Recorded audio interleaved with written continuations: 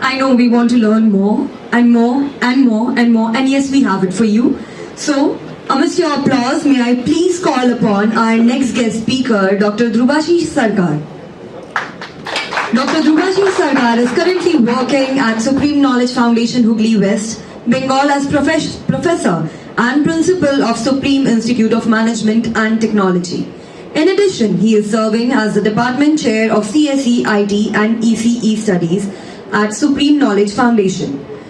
Professor Sarkar has 26 plus years of rich experience in teaching, training, research, curriculum design, academic administration, institutional development and academic leadership. Prior to joining Supreme Knowledge Foundation, he worked at Amity University, Kolkata, AGBS Kolkata, NSHM Knowledge Campus Kolkata, IIHM and ISB. Brainware Computer Academy, Barakpur Center and Wibble Computer Training Center, Barakpur. He served as a visiting and guest faculty at IBS Kolkata, NMIMS Mumbai, Army Institute of Management Kolkata, IMT Ghaziabad Kolkata chapter and others. He teaches data structure and algorithms, programming language including object-oriented programming, DBMS, machine learning, information system, etc. His research interests include computational social science recommendation system and machine learning. Professor Sarkar has co-authored 40 plus articles in prestigious international journal, conferences, proceedings and edited books, the majority of which are with the students. Currently, he is serving on the editorial review board of several prestigious international journals. He has served as chair, organizing committee member and technical program committee member at numerous prestigious national and international conferences. Professor Sarkar holds PCCA, CS, MCA, MTech in IT and PhD in CSE. He is professional member of ACM.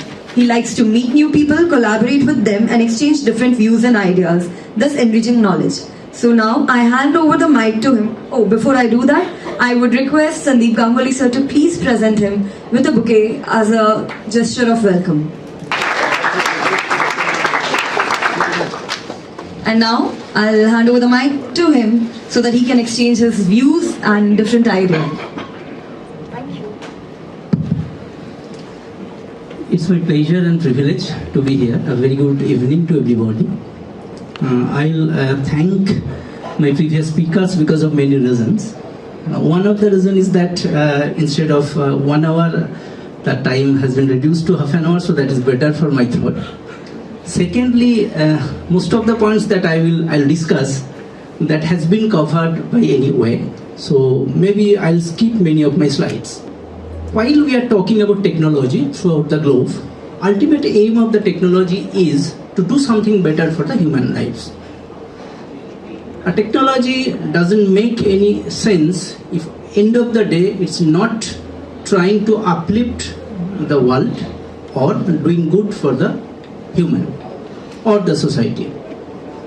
So considering that, my topic is AI for social good and how can we leverage artificial intelligence to address the various kind of global challenges. Before I'm coming to the topic, I'd like to take you through the agenda. What are the main points that I will discuss? I'll give a basic introduction on AI and its applications. We'll try to understand what is the AI for social good, what are the global challenges and UN sustainable goals that has been defined in 2016, the role of AI in addressing challenges, the case studies of AI in various fields. While we are talking about AI, ethical consideration is one of the primary factors that all of us were concerned about. Various challenges of implementing AI for social good, collaborative approaches, how the governments, NGOs, academic institutions, research institutions, along with various companies can collaborate for the betterment of the society, and definitely conclusion and future direction, which will cover our research work in that field. So before I'm coming to the topic, just would like to know from like one or two of you that what do you mean by AI generally? Anyone? If we, like all of us, like AI is a term which has been used in every sector. Any social media, any newspaper, you cannot get a newspaper for a single day nowadays where at least AI has not been used as a word. So what do you mean by AI generally? If what AI comes in our mind, what do we think?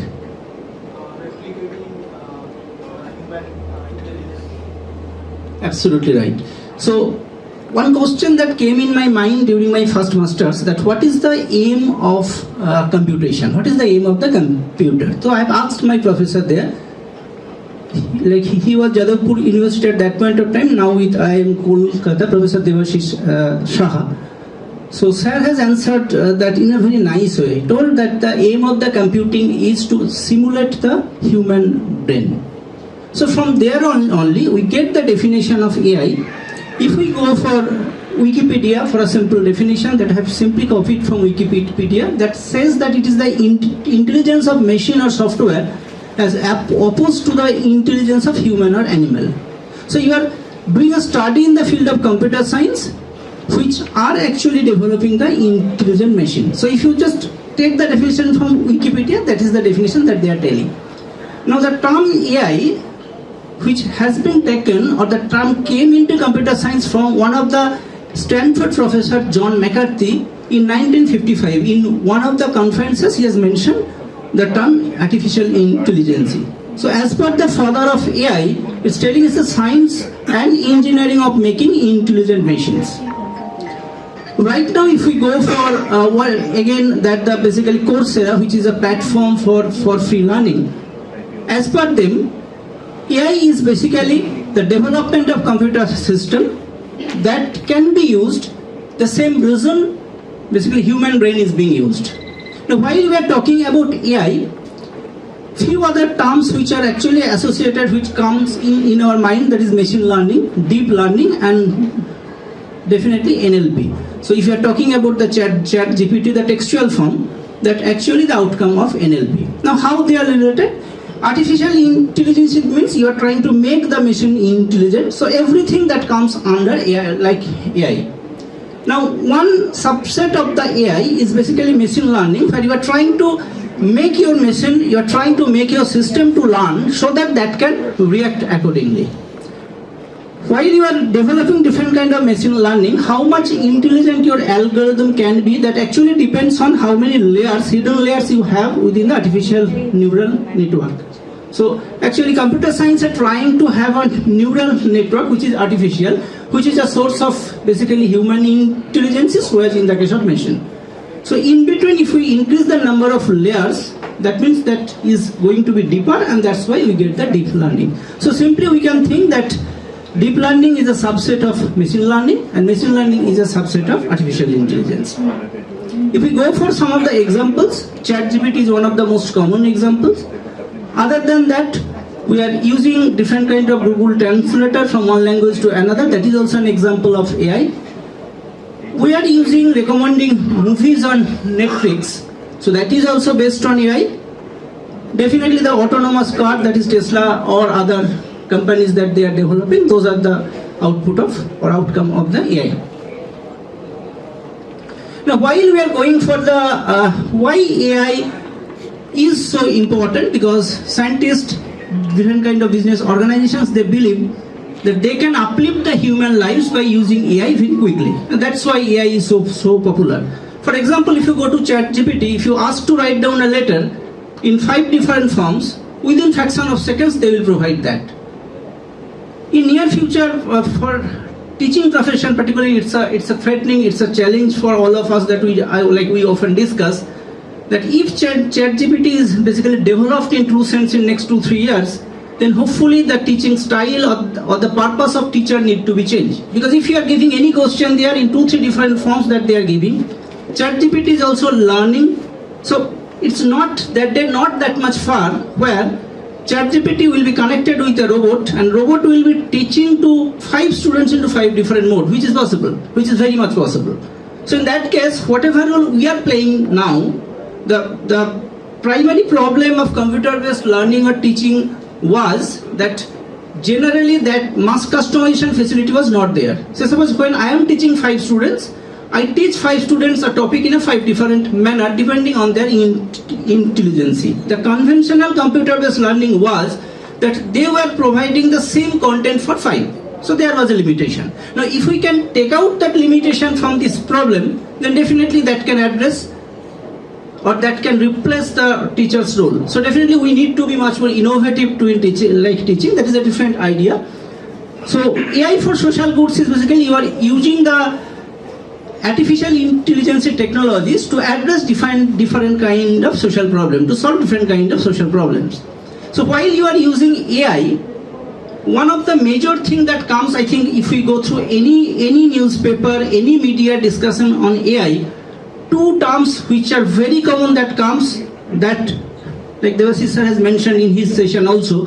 One is that whether it is ethical, and second one whether it is privacy is being maintained or not. So this is same as for the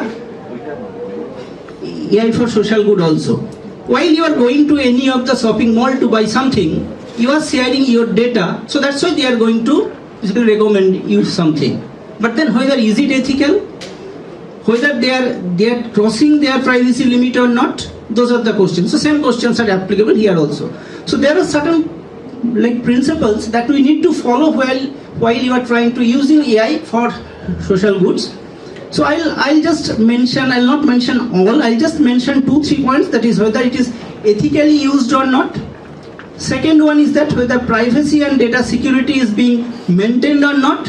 And third most important point, that is actually till date it did not happen for any other technology mostly. If you are having driverless car, how many percentage of the world population can have that access? So that is the question. So whether you can make the technology available for everybody or not.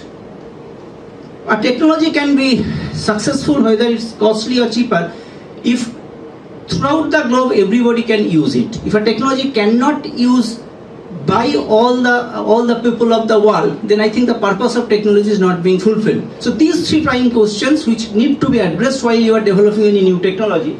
Firstly, whether use of the technology is ethical or not. Secondly, while you are using such kind of technology, you are going to maintain the privacy and data security or not. And lastly, whether the technology is available to others or not. In addition to that, we have few other points, but then due to lack of time, I need to skip.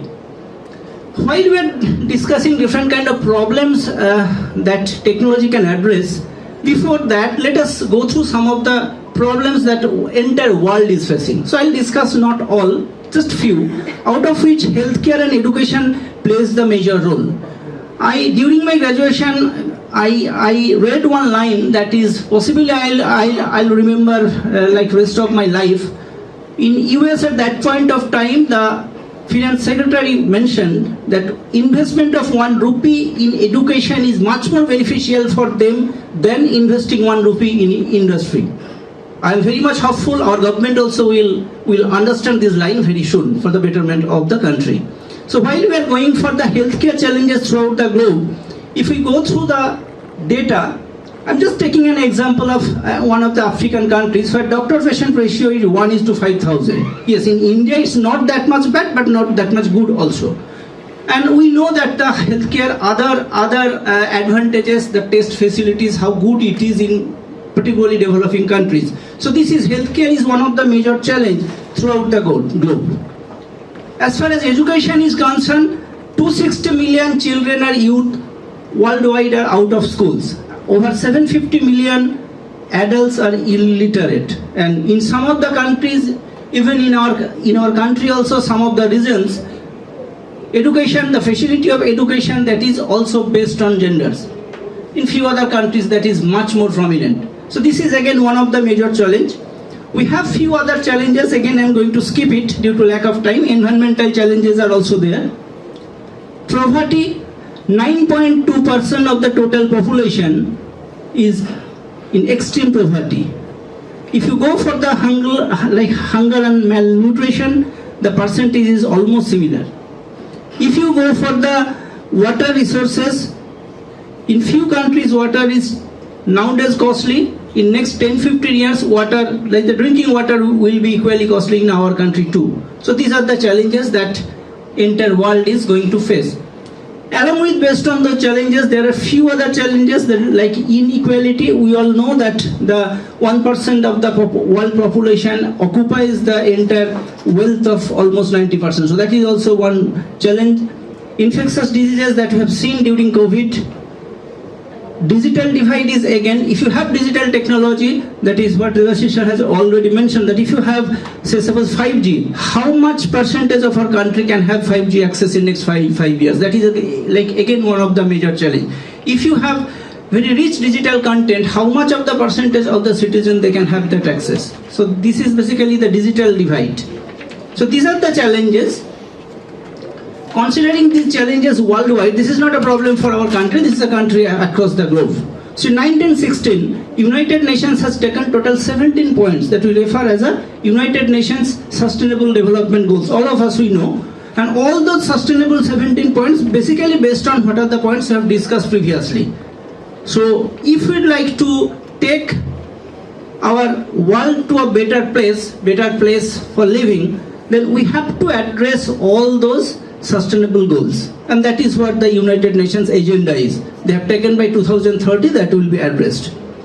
So while we are addressing those sustainable goals, artificial intelligence can be used as a tool, one of the very prominent tool to address all those 17 challenges, either directly or indirectly. You can take any of the points from here, from point number 1 to point number 17, everywhere you'll be getting that AI can be used as a tool to address that issues. Sir, UN Sustainable Development Goals 1916. Sorry, 2016. Absolutely, it's my writing there. That is 2016. Extremely sorry. That is 2016. Okay, 2016. So I'm just going to skip same thing exactly we have mentioned, that how in healthcare that can be used. How can we use it in environment monitoring? So I'm not going into much more details. It can be used in the case of financial services also. We know that there are few AI tools which are available. Some of them are free of cost, some of them are paid, where you can have risk assessment, fraud detection and personalized financial advice. Autonomous vehicles are already in place. Manufacturing unit mostly controlled by the robotics and AI. So these are the use that already we have seen. Customer service and chatbots, most of the cases while we go for the customer support for big companies, mostly first time when you are talking to them, you are actually interacting with them over net, that is you are doing mostly with a machine, which are basically AI based one software that we refer as chatbot. So that is a very common. Precision farming and precision agriculture and precision healthcare are very much useful nowadays.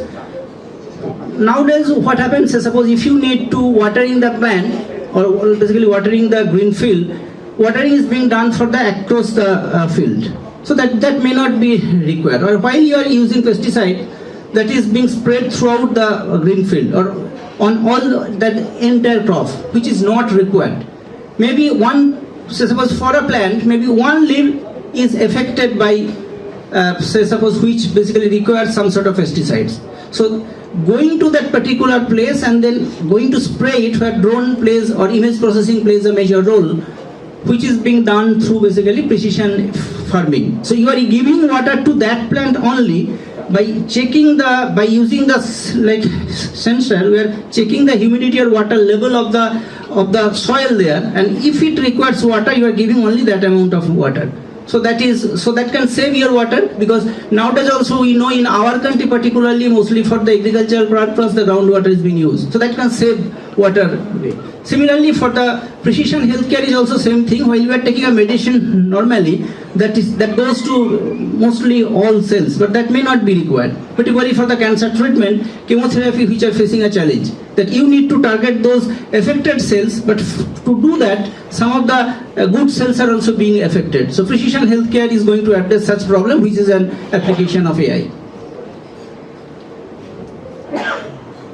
Just going to skip this because of lack of time. So I'll take you through some of the AI based applications in healthcare. So these are the different areas where AI can be used as far as the healthcare is concerned. Health record management can be used, disease diagnosis and prediction can be used. I was attending the global summit last week. So there I was listening to Dr. Devi Sethi. He was telling that entire healthcare setup throughout the globe will be replaced by AI and smart technologies. He has quoted one point in front of the doctors and basically the owner of other private hospitals. He told that while a patient requires urgent support in midnight, most of the hospitals, they do not have the expert doctors. But if we have the technology where the patient data is connected to the doctor, and if doctor can see the data and can prescribe, many patients can get better service. So this is one of the example where AI, definitely with the support of IoT and other technologies, AI can uplift the healthcare system also. I do remember like in 2016, my aunt had a specific surgery in INK, which was a critical surgery. So initially we have taken a decision not to go for the open surgery, but to use the surgery, which is basically they were telling the robotic surgery. So after the surgery was successful, when I went to express our sincere thanks to the doctor told, no, you don't give thanks to me at least, because you are from the subject area. You know that the operation primarily done by the computer, not me. So this is one of the area where now healthcare is primarily being governed by AI. And in coming days, I think AI will lead most of the areas of critical surgery as far as the healthcare is concerned.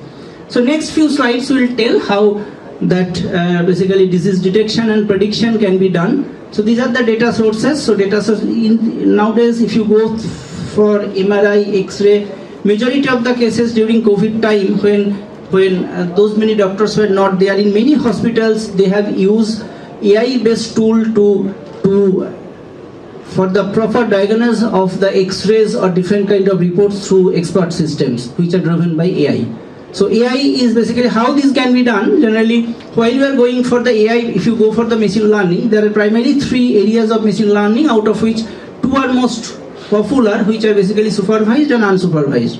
So one of the supervised machine learning is classification, where suppose you have the, say for 1,000 patients X-ray report you have, where you know who are suffering from COVID.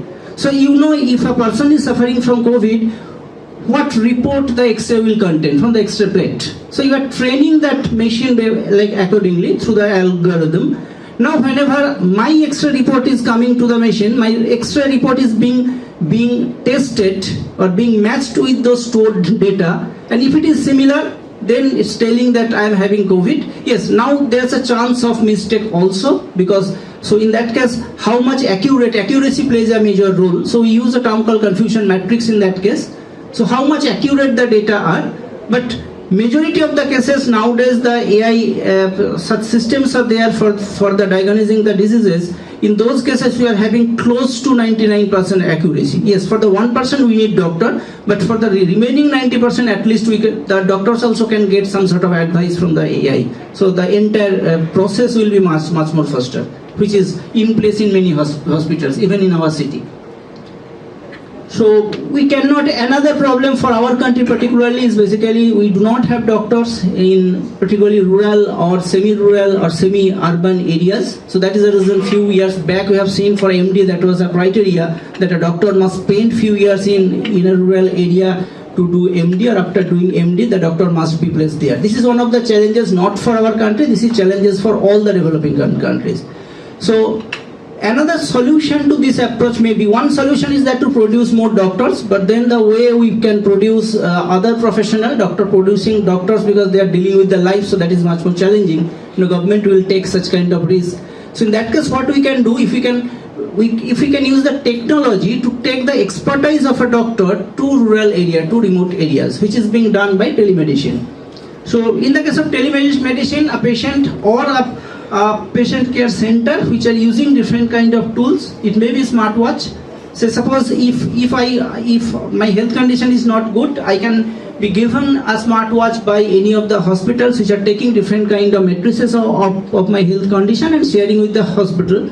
If hospital like notices that is alarming level or that is an alarm for me, that same data can be shared with the doctor. So that can be done. Although I'm not always with the doctor, but doctor can get an idea about my health condition and give suggestion accordingly. So same thing, similar principles are being used. Here also the patient can have smartwatch, or you can have any kind of portable devices. Through IoT gateway, patient can talk to the doctor directly, or patient can share the data to the doctor, and then through machine learning algorithm some filtering is being done, some suggestion based on the data, it comes to doctor. So in two ways it's helping.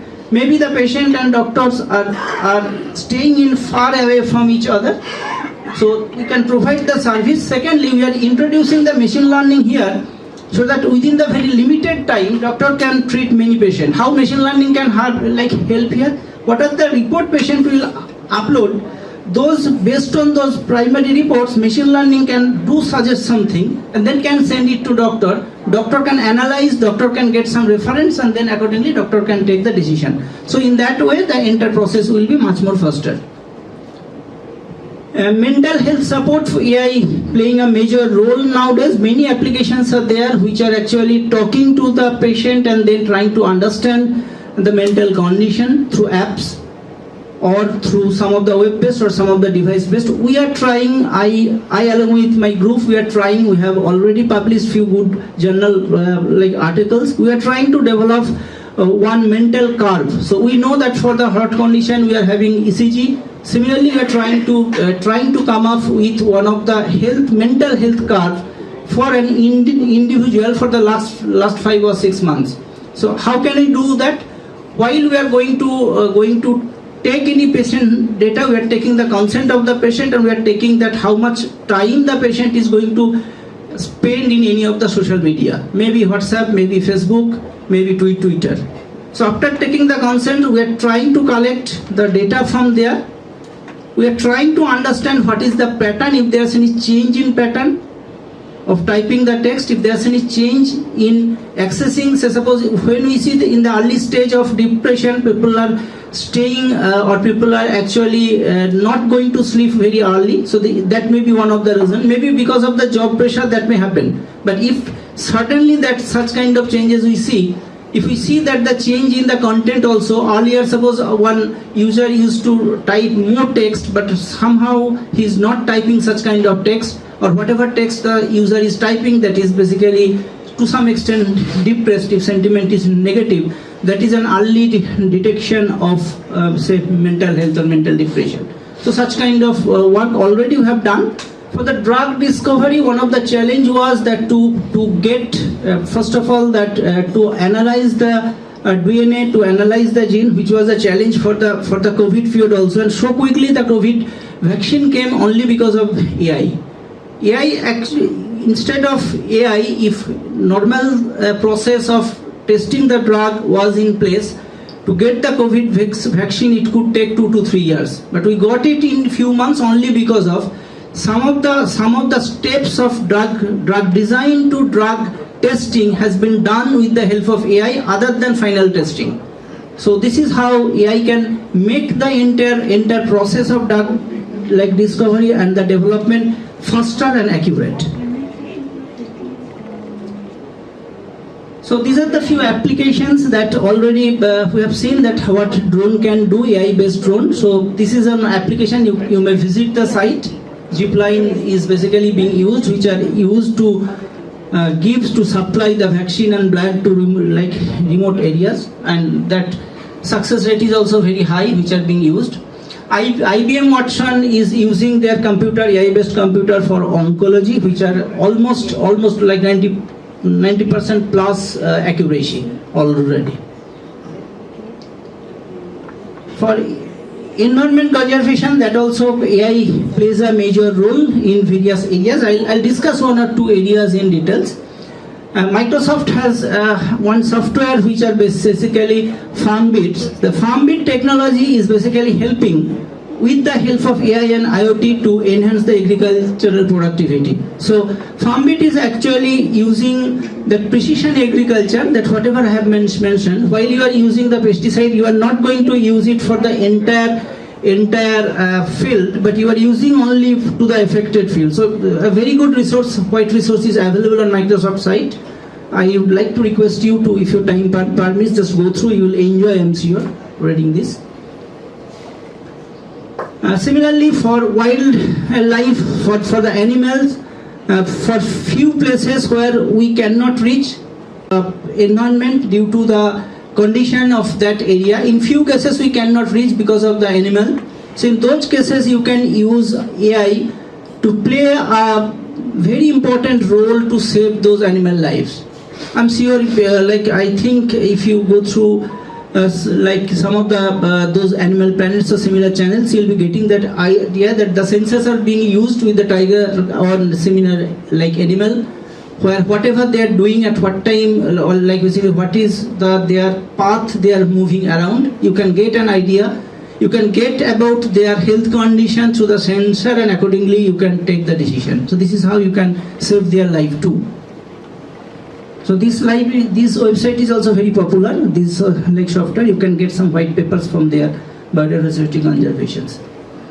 For the disaster response, AI plays a major role. Nowadays, Google is having one disaster prediction site which can predict to some extent a certain percentage about the basically disaster. I'm coming to that site. I think that will tell us in a better way. So if you are going for the Google flood forecasting, here you will be getting that this photo I have taken just most recently from Chennai related from there. So it will be telling you that AI based on the data, that what can be the water data, what can be the weather condition, what can be the water level.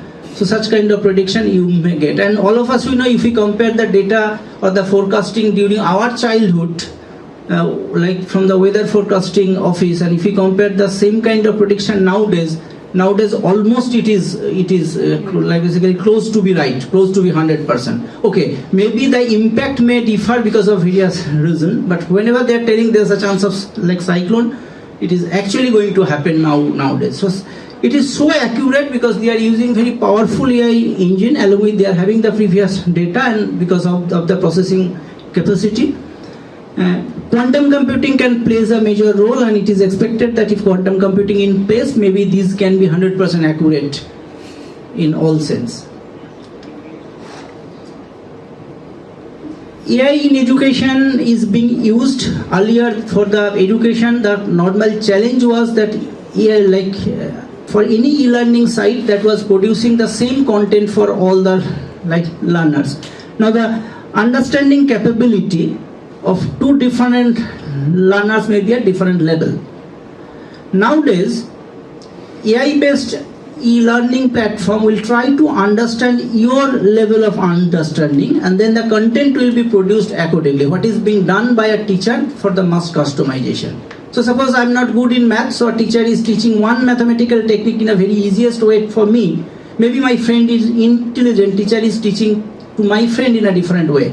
So such capacity, such technique were not available till last year or till 2 years back, but nowadays all the e-learning softwares which are coming, that generally take first few minutes. If you are first time user, takes few minutes or few sessions to understand your understanding level, and based on that they produce the content.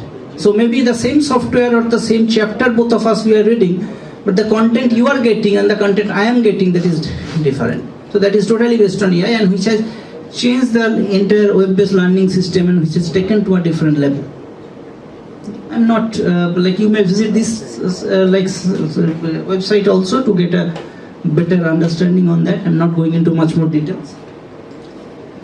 IBM has a project that is Debater, which is very interesting. So debate, for a while we at our college level, we are actually, while we are going to advise our students, we are actually preparing the students irrespective of the domain, whether it is engineering, management or healthcare, that they must take part in a GD, they must have the ability to debate, they must have basically the leading power. Because while you as an interviewer trying to interview a student, you generally going to test these skills, along with definitely the domain skills and others.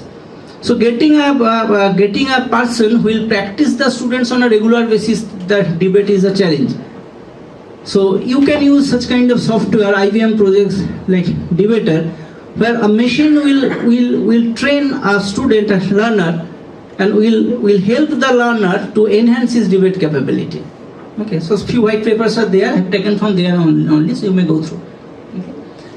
So while we are going for, we have seen that many such areas where AI can help, but while we are using AI, we need to consider certain points so that those three things are being maintained. One is that your privacy is being maintained, your data is secured, use of AI is ethical, and number three is that AI is being used for the mass, not for one certain percentage. So few other points are there. I'm not going to discuss in details, but these three are the primary 3 points. Yes, I'll complete by next slide. So the same points I have repeated here. One is that another point that I should mention here, that is like transparency. I can develop an AI engine which is going to assess my 10 students, but the AI engine or AI machine or AI software may assess the student in a different way. So that means that we expect, while we want that one AI system to be used in any case, that should not be biased. So that is also again another major consideration. So solution is that if we want to use AI for the social good, not only the researcher or only the organization, they need to come up. Government, NGOs, everybody need to collaborate. So few examples are there. Few other companies, they are already there. That if you consider about basically ChatGPT, that is from OpenAI, which is again a collaboration. And that's why 3.5 is absolutely free. So I'm not going into much more details. Few collaborations are already there. AI for Art, Microsoft is running a project. So everywhere it's there. Okay. And Stanford University hold an annual AI social good summit where the country head of different countries, different organizations, they participate and they decide what should be their policies or their strategies next. Some of our work where we are working towards providing or using AI for the social good. This is the mental health curve that already we have seen. This work already has been published in a very reputed journal. So these are the steps. How do we take it? We are collecting the data. We are using different kind of machine learning algorithm, and then after that we are actually producing such kind of curve. So when you will go to a doctor will get your mental health condition for the last basically 6 months or 3 months. So that will help the doctor to assess. We are just recently this paper has been accepted in Indian Science Congress. So this is a work that we have done with our student, how AI can be used for the climate change, where we are actually taking the views of the users from Twitter, and then we're trying to understand that what is the users' awareness about climate change. So this is one of the work that we have done. And our few groups are working, or few small groups along with the students are working. We are trying to develop the recommender system for social goods, particularly for the healthcare and education, climate change. And right now one of our student group of undergraduate, BTech, they are actually developing a AI-based system which will crowdsource for water-related problems. And I'm very happy to share that this problem has been accepted among 230 problem countrywide by basically Smart India Hackathon. So our student will be going to next week to present this one. What recommender system you are building for education? Yes, for education, what exactly we are trying to do, we are actually trying to understand that the learning capability along with the mood. So suppose your learning capability is high, but if I give you a very tough math right now to you, you may not be that much comfortable. So we are actually considering the context, and based on that we are presenting the topic. Is it something related to adaptive learning? Yes, to some extent adaptive learning, absolutely. So these are the future directions. 3 points again. While last to last month, actually I was going through one of the edition of this Putrika. If you are from Bengali community, you know that this is a publication from ABP. So they have published one article written by some of the scientists who are in foreign universities. They have written in Bengali. So all those 3 articles says one thing, that is AI should be used with precautions. So there should be certain government policies so that should not be misused. Yes, there's a chance that sometimes we think that if AI comes, if every job is taken by AI, then people will be jobless. I think this concept, this idea is not true. Yes, initially there may be a problem, but we have plenty of jobs, so definitely new jobs will be created. And as far as the AI is concerned, AI basically data driven. Only less than 5% data for our country is captured properly yet. So 95% are not done. So definitely jobs will be created. Only thing is that we need to consider users' privacy and security while we are using the users' data, and that AI must be used for the entire crowd, not for a limited person, and definitely there should be ethics while you are using AI. Okay. With this, I conclude my speech here. Thank you. Let's thank Professor Sarkar for enlightening us on how AI can and will change our future and our everyday lives. May I now please request Dr. Tapas Bhattacharya to please present sir with the memento as a token of gratitude. And can we have a huge round of applause, please?